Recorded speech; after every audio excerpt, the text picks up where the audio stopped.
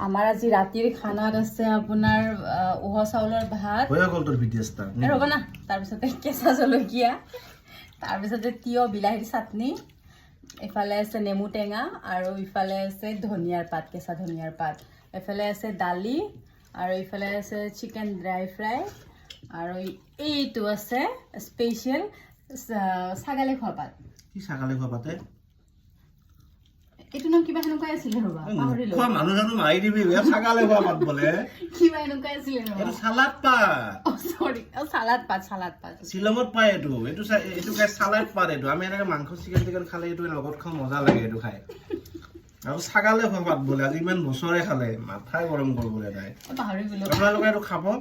salad পাত এইটো সঁচাকে বহুত টেষ্টি হয় কিন্তু বেছিকেলি এইটো মানে হেৰিত পোৱা যায় শ্বিলঙত পোৱা যায় আজিকালি গুৱাহাটীত এভেইলেবল চবতে পায় চিকেনৰ লগত বহুত ভাল লাগে চিকেনৰ লগত খাব ঠিক আছে